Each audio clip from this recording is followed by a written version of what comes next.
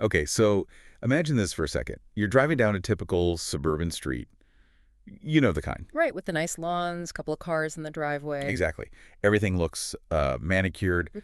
You see 10 houses, and it looks like the absolute picture of the American dream, right? Totally. But here's the reality check we're kicking off with today.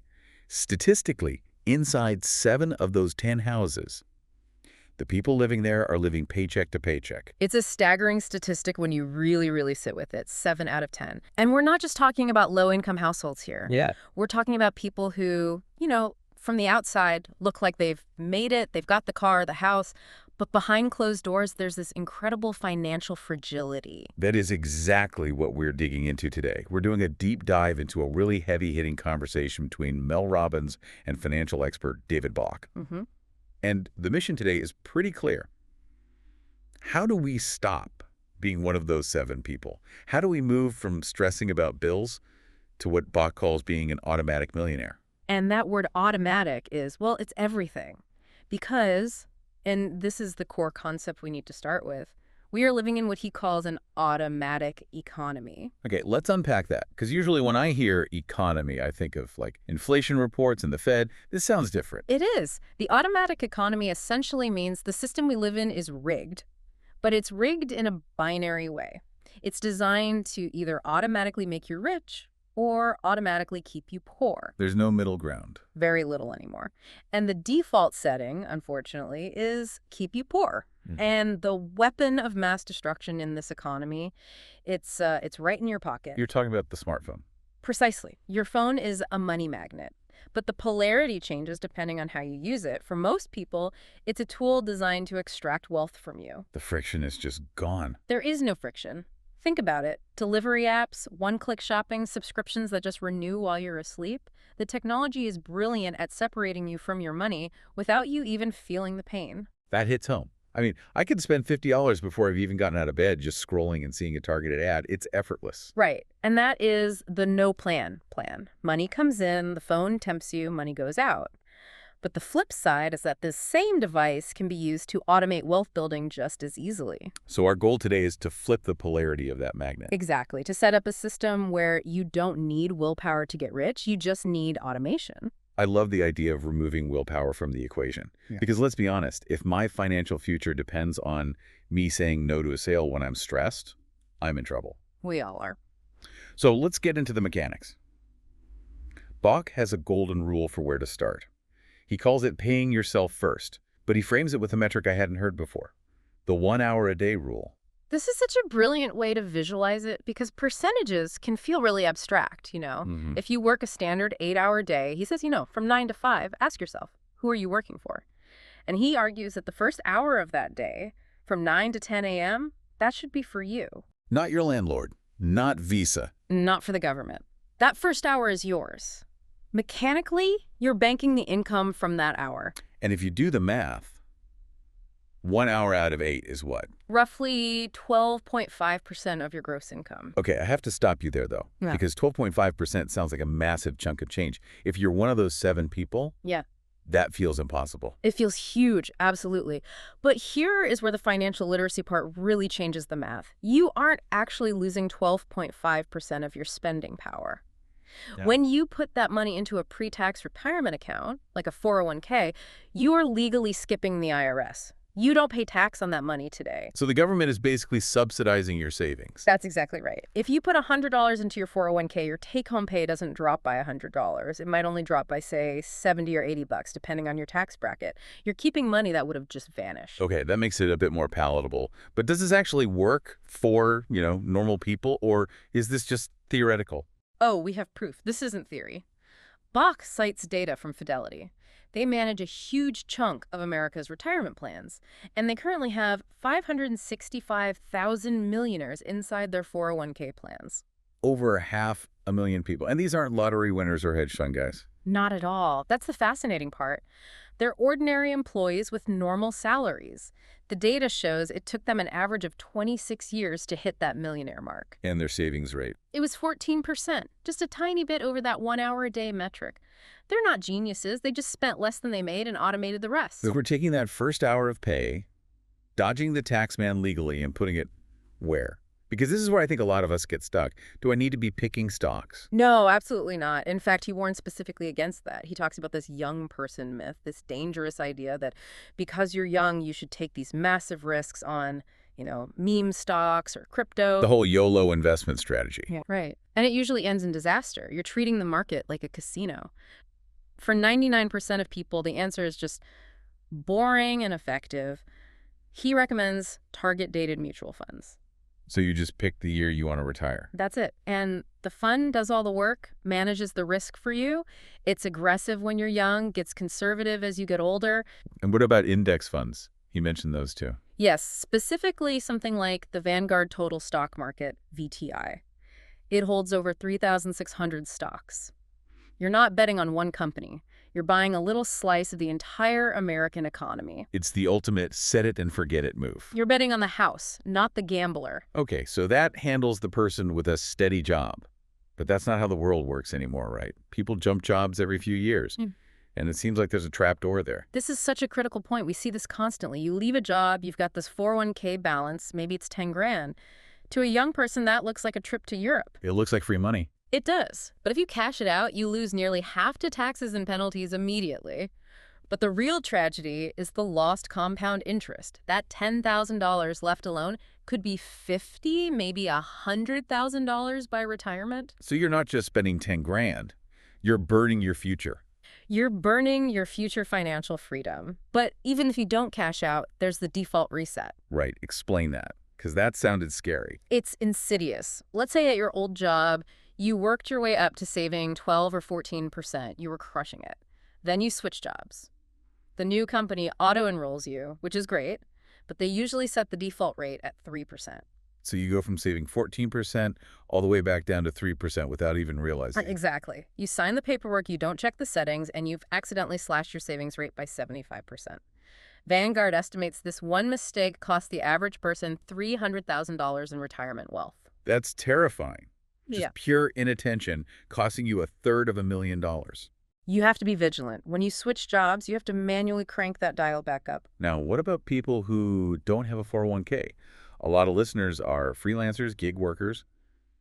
They don't have an HR department. The principles are the same, but you have to become your own HR department. You open a Roth IRA, and since you don't have an employer, you have to create your own automation. Bach suggests setting up an auto debit from your checking to your Roth IRA. And he has specific timing for that. Yes. The day after you usually get paid. Why the day after? Because if you wait until the end of the month to save what's left, there will be nothing left. Expenses expand to fill the available cash. It's Parkinson's law for money. If your invoice is clear on the first, that transfer needs to hit on the second. You pay yourself before life eats that money up. I want to circle back to the power of that money growing. Bach used this incredible visual, the $10,000 brick. I loved this. He asks, how much money do you have to waste per day to blow through a solid $10,000 brick of cash in a year? You picture a stack of cash like that. It feels like you'd have to be partying every night. But the math is shockingly low. It's $27.40 a day. $27, that is nothing. That's a salad and a smoothie. That's an Uber and a coffee. It's a subscription you forgot about, plus a bad lunch decision. It is invisible spending. But if you flip that equation, and instead of spending it, you invested it at, say, a 10% average return over 40 years. Do you know what you have? Lay the number on us. Over $4.4 million. That is, that stops you in your tracks. $27 a day is the difference between $0 and $4 million. It illustrates that these small, invisible habits can destroy wealth, but small, invisible habits can also build it. And if you're sitting there thinking, I don't have $27 a day, he suggests the 100-day challenge. Just to build the muscle. Exactly. Save $10 a day, or even $1 a day. Put it in a jar. Just break the habit of spending everything you touch. Okay, so we're saving the money, we're automating it, but where is it all going? Bach breaks it down to 3 buckets. Yeah. We've talked a lot about bucket number 1, retirement. What are the other 2? Bucket number 2 is security. This is your emergency fund. But importantly, he says this shouldn't just be in a checking account. It needs to be in a money market account. Why a money market specifically? Because right now, they're paying around 4% interest.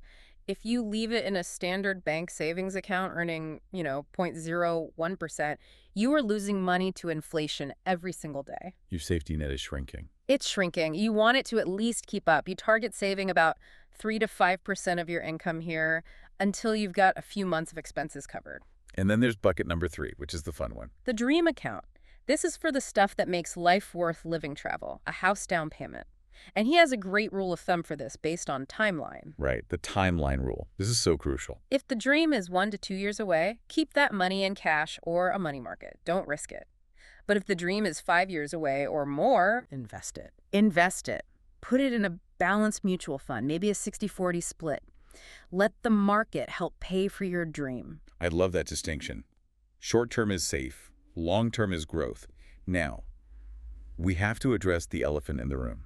You can't fill these buckets if your boat has a massive hole in it called credit card debt. And this is where the system is rigged against you the hardest. Late fees trigger interest rate hikes, and suddenly you're drowning. Bach's method for getting out is called DOLP, done on last payment. But this method is controversial, isn't it? The math nerds will tell you to pay off the card with the highest interest rate first. You're right, the math says avalanche method. Pay the 25% APR card first. But Bach argues that personal finance is more personal than it is finance. It's about psychology. So what does he suggest? He says to ignore the interest rates. Yeah. List all your cards, then pay off the card with the smallest balance first. Even if the interest rate is lower. Yes, Yeah. because you need a win. You need to reduce the number of accounts you're juggling. When you kill that little $300 balance on a store card, you feel that rush of victory. A dopamine hit. Exactly. And that momentum carries you to the next one. If you slug away at a huge balance for 2 years without seeing it hit zero, you're likely to just give up. It's the snowball effect. Yeah. Momentum over math. He also mentioned a tip about billing dates that blew my mind. It's so simple. You can just call the credit card companies and ask them to change your due date. If all your bills hit on the 15th and you're broke by the 14th, move them. Smooth out your cash flow. Nobody thinks to do that. Okay, let's zoom out. Big picture. We've got the buckets. We're crushing debt. What about buying a home? Is that still part of the equation? Bach is adamant about this. He calls real estate one of the 2 escalators to wealth, along with stocks. It's the primary driver of generational wealth. Because you're locking in your housing costs. You are. Renters just don't build wealth at the same speed because they're always subject to rent hikes. But what do you say to the person in Boston or New York who's looking at $1 million price tag for a closet? His advice is tough love. Buy the ugly first home. Buy the small studio. Don't wait for the dream home. If you're in an expensive city and can't buy, you might need to move or accept a long commute to get on the property ladder. The goal isn't the dream house, it's getting on the ladder. Exactly. Lock in your housing costs so inflation stops hurting you and starts helping you. That is tough love. What about the listener who's thinking, I'm 50, I missed the boat. I didn't save when I was 20. Is it game over? Never. It is never too late. In fact, your 50s can be a superpower decade. He calls it the empty nest advantage. Assuming the kids actually move out. Laughs. Assuming they launch, yes. But once the kids are out of college, your expenses can drop significantly. You can channel that money into catch-up contributions. The government actually lets you put more into your 401k and IRA once you hit 50. He gave an example of just saving an extra $20 a day starting at 50. And that can result in nearly $500,000 by retirement. The window hasn't closed, but you have to run through it now. And speaking of urgency, we have to talk about the fire drill. Yeah. This got pretty heavy, but it's so necessary. It is. It's the grim but necessary reality check. The average age of widowhood in the U.S. is 59. 59, that stopped me cold. That's young. It is, and it implies that in many marriages, one person is going to be handling the finances alone much sooner than they think. So couples need to know where everything is. Wills, passwords, account numbers. You can't have one person holding all the keys. You can't. And he mentioned divorce, too. The advice was blunt. Never ask for a divorce until you know exactly where all the finances are. If you don't know what exists, you won't get your fair share. Which brings up the money date. Because you can't just ambush your partner with a spreadsheet on Friday night. Yeah, that's a recipe for a fight. Schedule it, pour some wine, put on music, make it a neutral, collaborative space. So if we boil this whole deep dive down, it's that willpower is a finite resource, but systems are forever. That is the takeaway. You cannot trust your future self to make the right choice every single day. The world is too good at taking your money. The algorithms are too smart. You have to build a system that protects you from yourself. And if 12% scares you, just start. Start with 1%. Exactly. Set your savings to 1%. Then, in a few months, bump it to 2%. You will not notice the difference in your lifestyle. You really won't. But over a few years, you'll be saving double digits without feeling the pinch. So we've covered a lot. The automatic economy, the 1-hour rule, the buckets. Yeah. But I want to leave the listener with a final thought from Bach that really stuck with me. The difference between let them and let me. This is powerful. Let them is a passive mindset. It's worrying about what the Fed is doing, what the economy is doing. It's paralyzing. It allows you to feel like a victim. It's the doom loop. It is. Let me is about agency. What am I doing today? What is the one action I can take right now that is within my control? So here's our challenge to you. Not next week, not tomorrow, today. Immediately after this deep dive ends, what is your one let me financial decision? Are you going to open that high-yield savings account? Set up that auto transfer? Or are you just going to audit your subscriptions and find that $27 a day? The decision to stop living paycheck to paycheck isn't a circumstance. It's a choice. And it's a choice you can make right now. Thanks for diving in with us. Go make that move. We'll see you in the next one.